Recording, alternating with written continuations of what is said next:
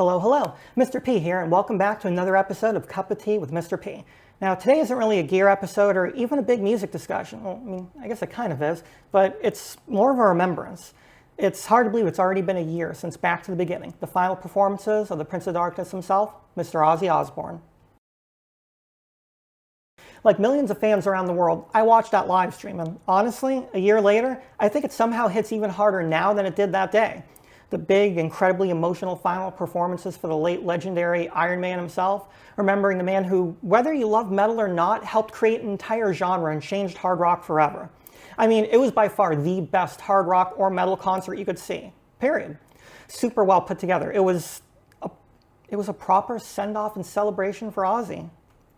I mean, the lineup was ridiculous. Ozzy's wife, Sharon, tasked Tom Morello, Rage Against the Machine, and Audioslave to act as musical director, compiling and contacting a who's who of hard rock and metal from the past 50 years to perform, either as full bands or individual artists to act as part of a one-time only supergroup.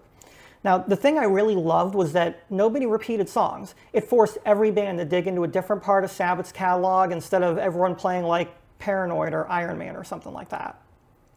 Ozzy, of course, put on a memorable set, which leaned primarily towards songs off his solo debut record, Blizzard of Oz. Yeah, that one. With the exception of the emotionally fitting Mama, I'm Coming Home. His band, of course, featured longtime guitarist and practically son, Zakk Wylde, as well as one-time bassist Mike Inez and Tommy Clufetos on drums.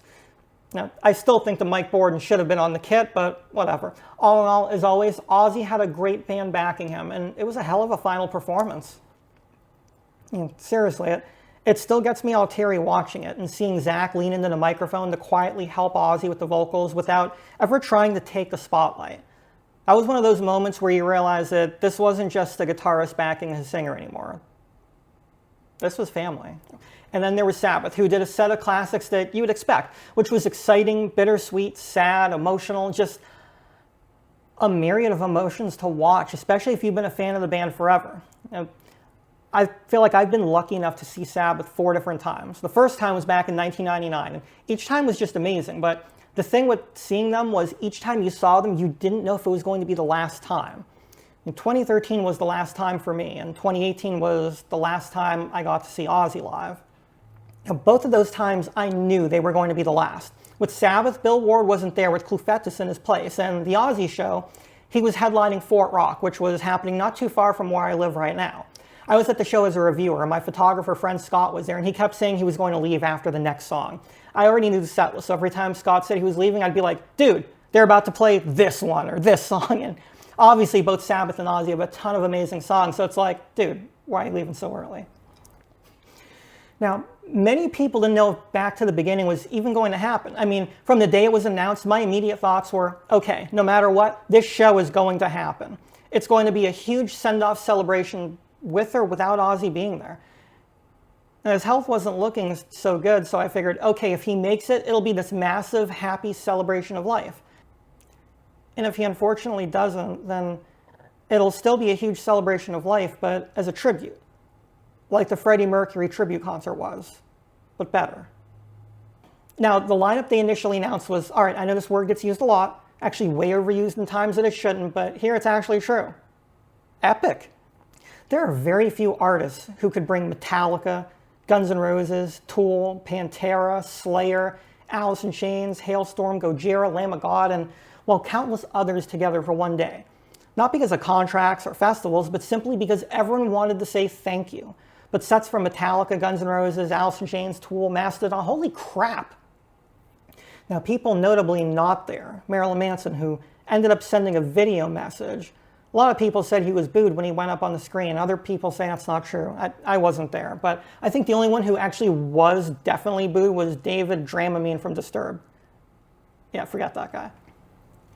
Now, Billy Morrison, who's apparently Ozzy's best friend and co-host of the XM show Ozzy Speaks on Ozzy's Boneyard on XM, was supposed to be there at Billy Idol, but unfortunately they had a gig that they just couldn't get out of.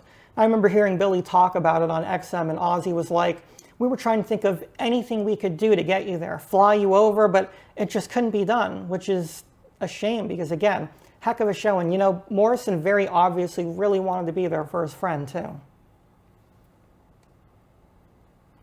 Originally, when I scripted this, I was going to speculate who that mystery band was and ask for some ridiculous amount of money to perform at the show. It might have been, but I recently rewatched the entire show beginning to end on the 1-year anniversary, and it felt more nostalgic, really, than anything else. For those who haven't followed my channel long, outside of YouTube, my career is actually as an English language arts and history teacher with primary focus on US history.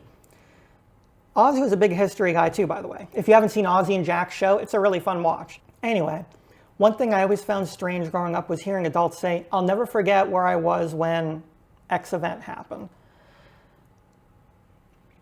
Whether it was the moon landing, Kennedy, or some historical event, I never really understood that until I had my own moments. Those being September 11th, Chris Cornell's passing, and then Ozzy. Those become little timestamps in your own life somehow.